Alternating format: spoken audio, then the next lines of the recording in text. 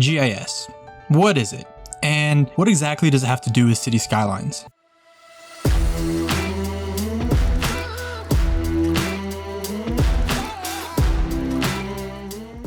What's up, dreamers, and welcome back to the channel. Alright, yeah, I know I've been gone for quite a while, and that's been for a pretty specific reason.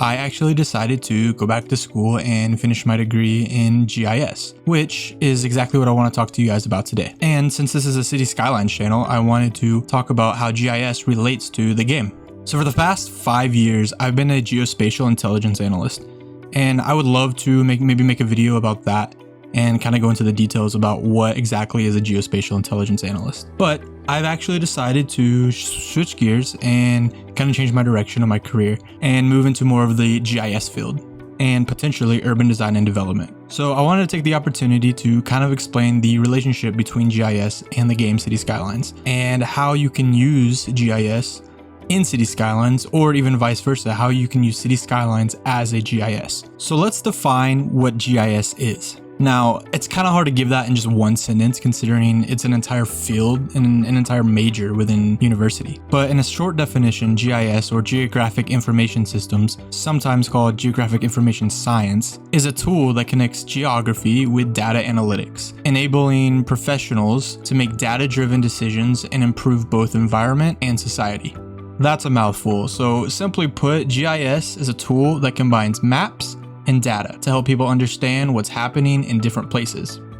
It allows professionals like city planners or environmental analysts to use location-based information to make smarter decisions. For example, they can see where to build new roads, figure out which areas are at risk for flooding, or decide where to put parks or new housing. Overall, GIS helps make better choices that benefit both the environment and the community. The way I kind of like to explain it, especially when my family asks about it, I usually kind of say that it takes real world elements, things that you see all around us each and every day, and it creates it into a data form that you're able to visualize on a map or just basically in a computer.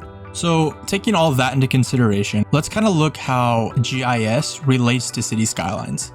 In this video, I kind of want to touch on a few key points: urban planning and zoning, transportation networks, demographic analysis, resource management and environmental analysis, public services and utilities, modeling and simulation.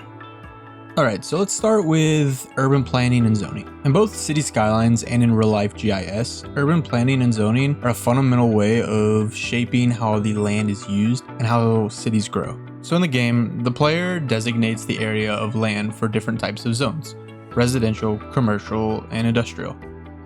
This affects how the city grows, where people live, and where business and factories are placed.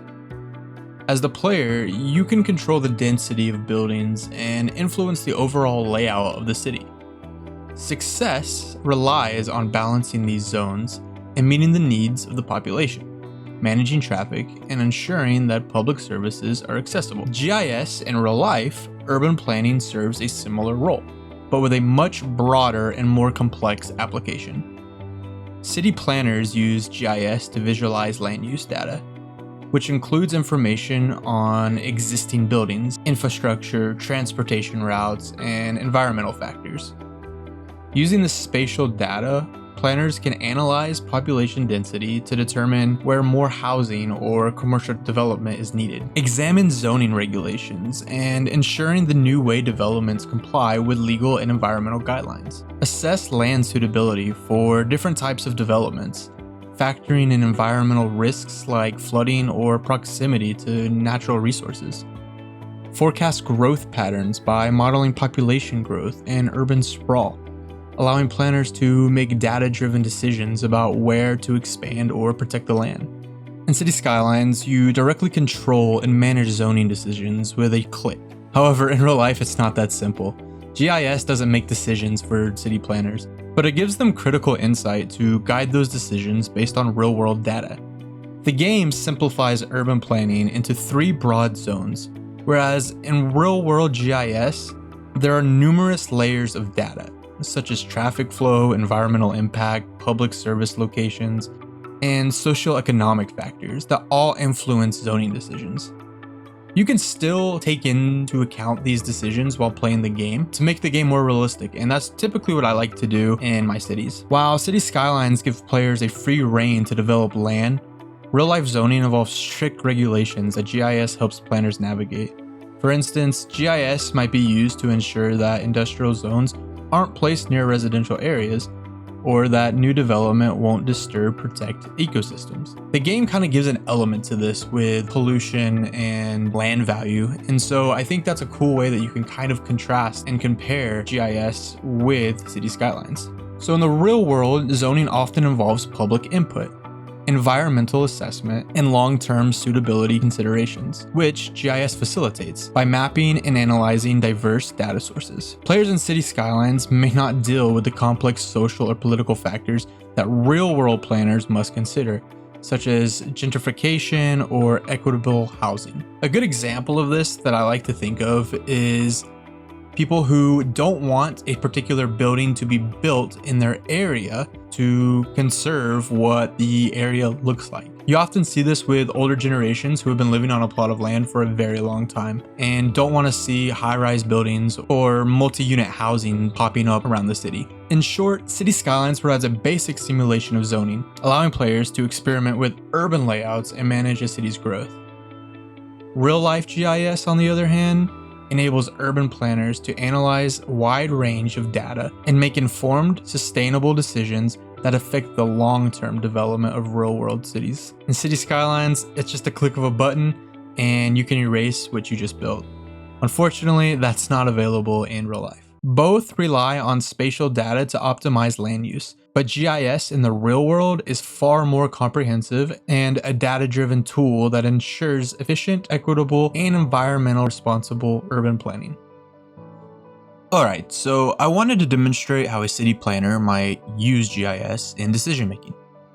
This tool is ArcGIS Pro, commonly used in GIS by analysts to analyze and visualize data. We're looking at Salt Lake County in Utah. I'll start by adding some data. What I have here is a census tract, which is collected every 10 years.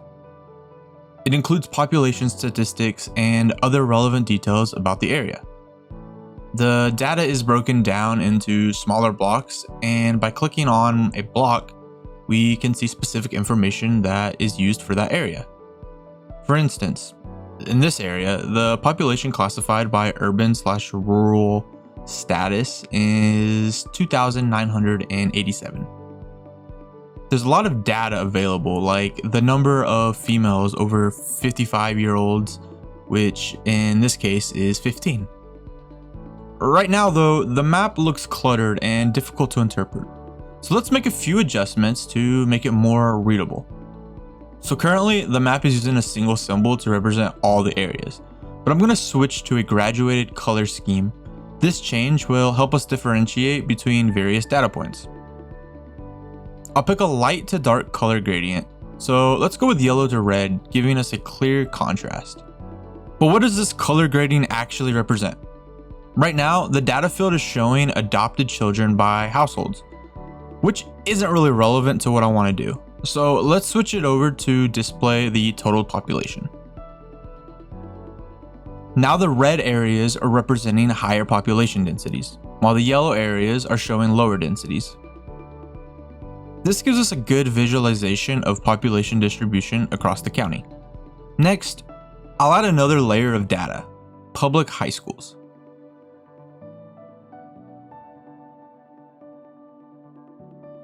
It's a bit hard to see, so I'll change the color to purple and enlarge the symbol for better visibility.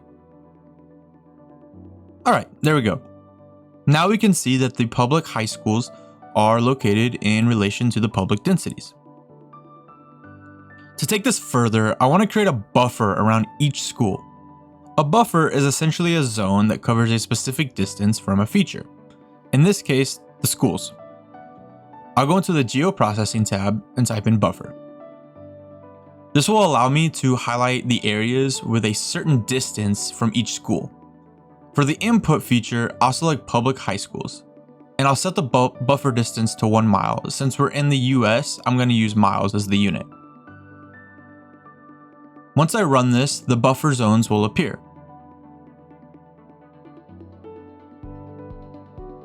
But I think 1 mile might actually be too small, so let me change it to 2 miles. Typically, students are going to walk more than 1 to 2 miles to school. This time I also want to add the dissolve function.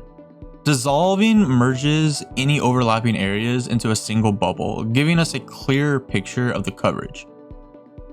Now we can see the areas within 2 miles of the public high school. Zooming in, we notice certain areas fall outside of the zones.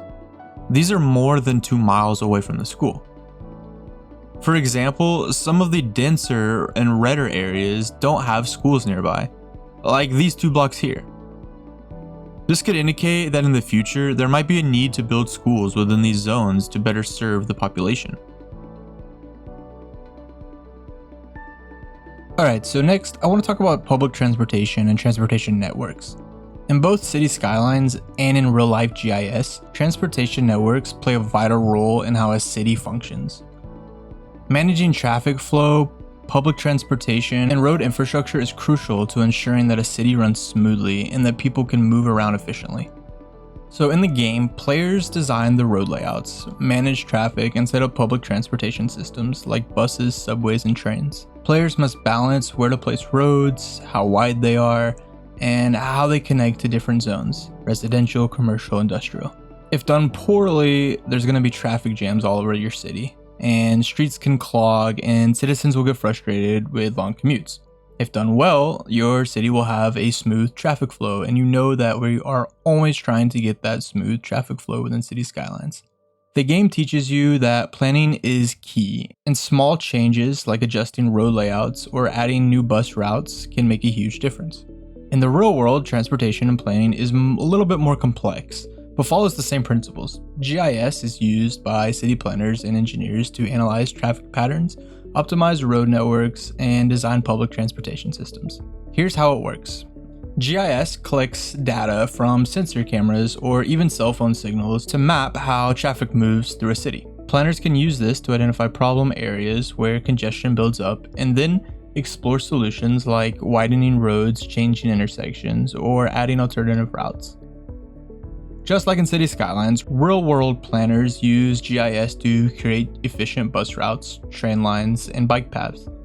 They look at where the population live, work, and travel to ensure that the routes connect people to improve places like schools, hospitals, and shopping centers. GIS helps find the best spots for bus stops or train stations so that the public transit system is as convenient and efficient as possible. A major focus in both the game and in real life is minimizing traffic jams.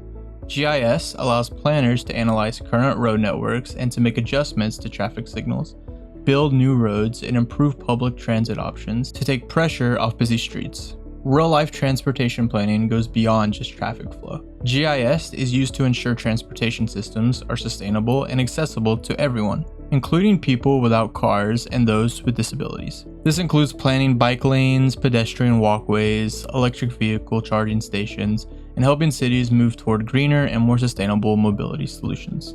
So in the game, you have tools that you can use to select to view different layers, such as city population and traffic density. In the game, you can control every aspect of transportation networks and can instantly see how changes affect traffic flow. In real life, city planners rely on GIS to gather that data and model potential solutions. But implementing changes takes time and involving more factors like budget, regulation, and public input. I think the game does a really good job at implementing a lot of these factors, and you can actually see that as you play and progress when you do try to play the game for how it's meant to be played. Obviously, there's going to be limitations and there's going to be things that aren't exactly true to scale, but they do a really good job at simulating the real life functions. Next up is demographic analysis. In City Skylines, demographic analysis is simplified, but it's still important. As the player, you have to manage different groups of people, like adults, families, and elderly citizens, by providing the right kinds of housing, jobs, and services. For example, young adults might need more affordable housing and universities, while families need schools and parks.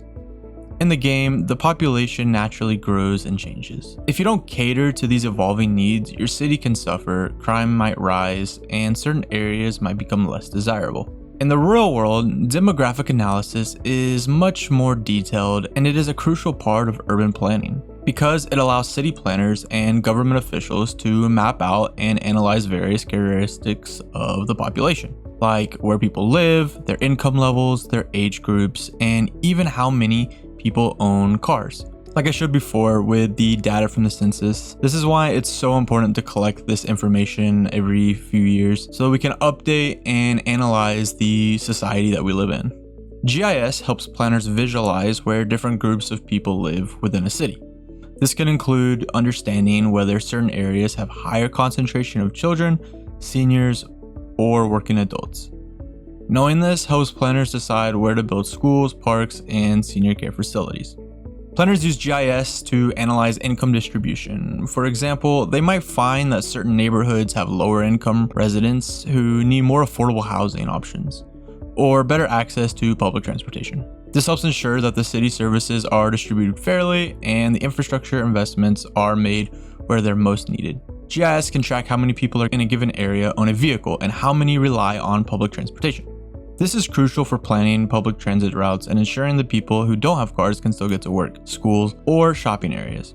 This is a map that I created of Houston, Texas. It shows areas within the city and the surrounding county that have lower and higher percentages of people or households without a vehicle. The reason that this is important is to show that in case of an emergency or a flood warning, because Houston often gets floods from hurricanes, these are the areas that are people who are at risk or households who are at risk. You can see that these areas that are really dark blue have greater than 12 households without a vehicle. So this is something that the city is going to have to keep in mind in times of evacuation. Real life cities use demographic data to plan things like hospitals, fire stations, and schools. GIS helps show where the population is growing and where services might be lacking.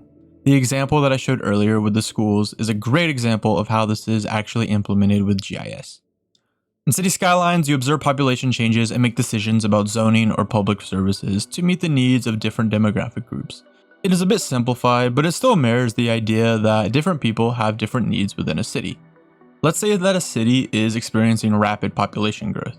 Using GIS, city planners can map out where this growth is happening and identifying which age groups are increasing the most. If they see that a lot of young professionals are moving to the city, they might focus on building affordable housing, adding co-working spaces, and expanding public transportation.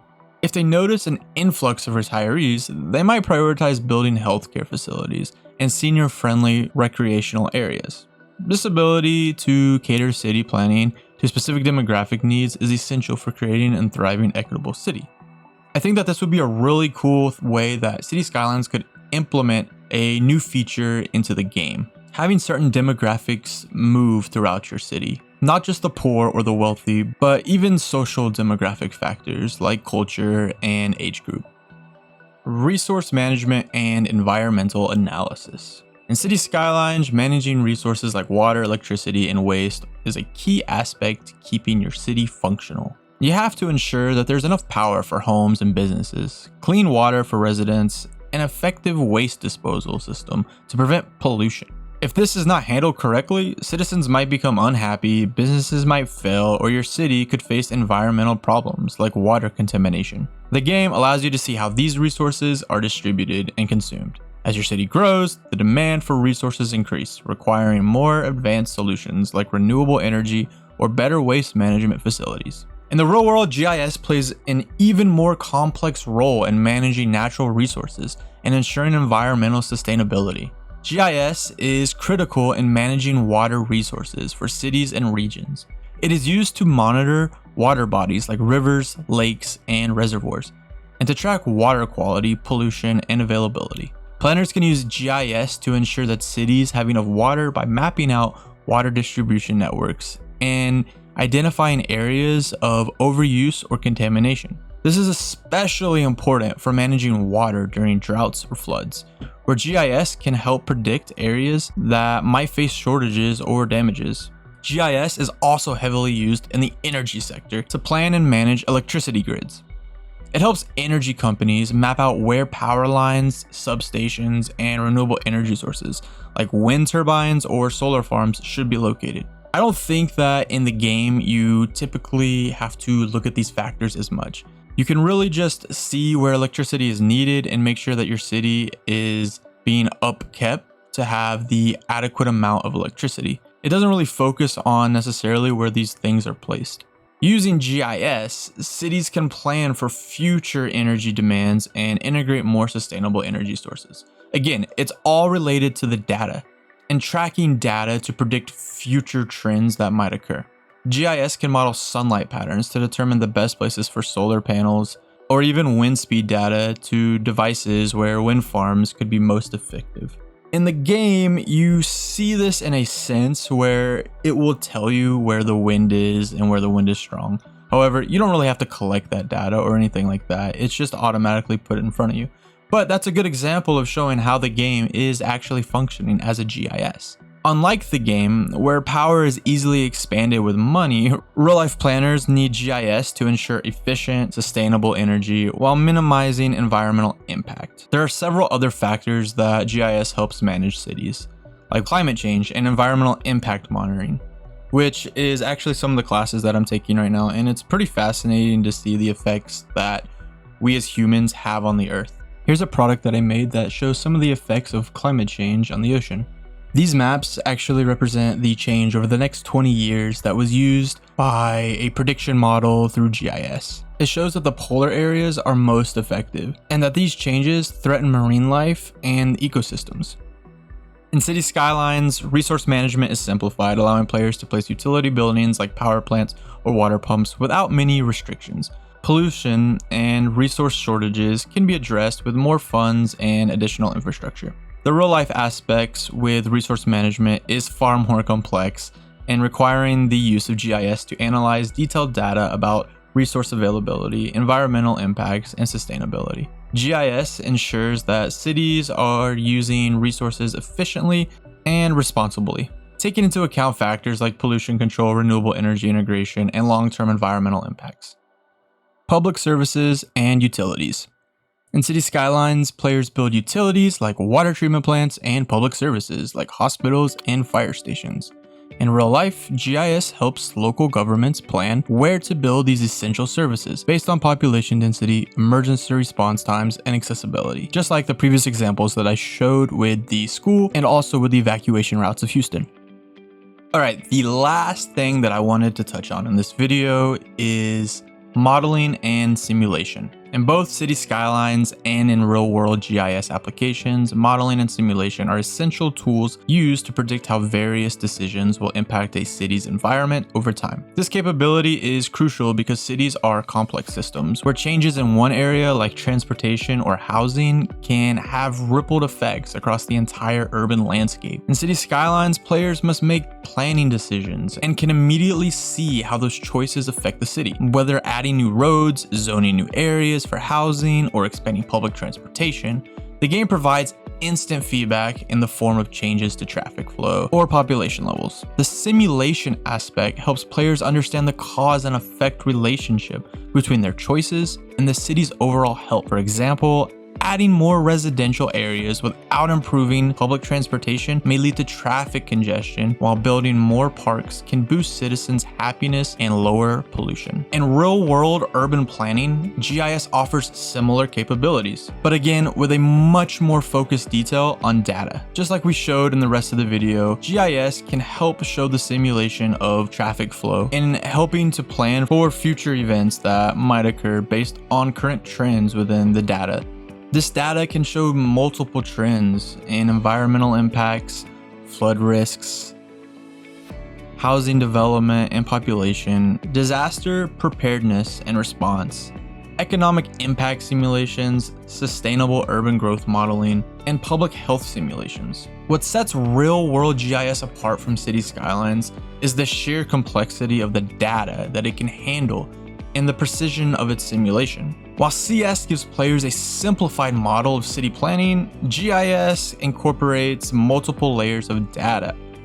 This data can simulate real-world conditions with much greater accuracy. These simulations are predictive tools that guide decision making, helping city planners understand not just how changes will affect the city today, but how they will impact the city in years or decades to come. GIS simulation has the ability to create feedback loops. As real-world data is collected, planners can use GIS to refine their models, making simulations more accurate over time. For example, as traffic data is gathered, GIS can adjust predictions about the future congestion, allowing planners to tweak road designs or public transportation routes accordingly. This interactive process ensures that cities remain adaptable, that planning decisions are continually informed by the latest data. In summary, while City Skylines allows players to test the effectiveness of their city planning decisions in a simplified environment, real-life GIS simulation provides far more sophisticated, data-driven insights. These simulations help players predict the outcome of their decisions on traffic, the environment, public health, and all of the factors that we've talked about in this video, making it a critical tool for building efficient, resilient, and sustainable cities. NOAA, or the National Ocean and Atmospheric Administration, is a U.S. government agency responsible for monitoring and understanding the Earth's oceans, atmospheres, and climate. NOAA created a really cool climate change web portal that is powered by CMIP6, which is a little bit complicated, but basically it collects and simulates climate data using a combination of historical observation and advanced climate models. The models rely on data from weather stations, satellites, and ocean buoys, alongside paleoclimate records to establish a baseline. These models simulate atmospheric, ocean, and land surface interactions, factoring in greenhouse gas emissions and natural processes like solar radiation. An ensemble approach is used, meaning multiple models from different research institutions are compared to give a range of possible outcomes. This simulation data is rigorously validated against historical climate data, ensuring accuracy. So outside of the few things that we talked about GIS in this video, there are several different things that GIS can be used for that are actually kind of unrelated to city planning. I'd love to go into more detail and make more videos on GIS if anyone would be interested.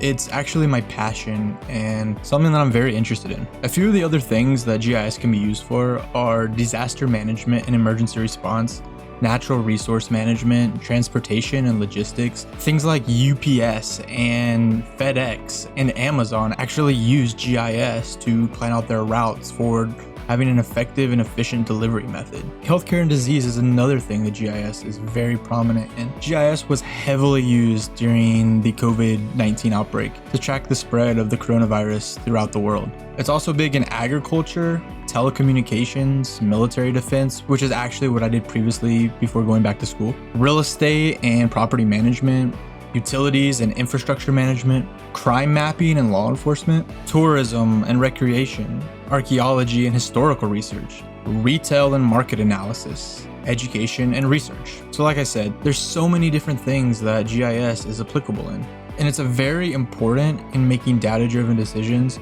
that rely on geography and spatial analysis. I want to leave a link down below to my portfolio of some of the maps and some of the projects that I've been working on. If you want to, you guys can check it out. I plan on making a few more videos coming up kind of following the same topic. I don't have a lot of time to play City Skylines, unfortunately. However, right now, GIS and school is pretty much my focus. Let me know if you guys have any questions and I would love to answer them. Anyway, that's it for this video and I appreciate it, guys. We'll catch you in the next one.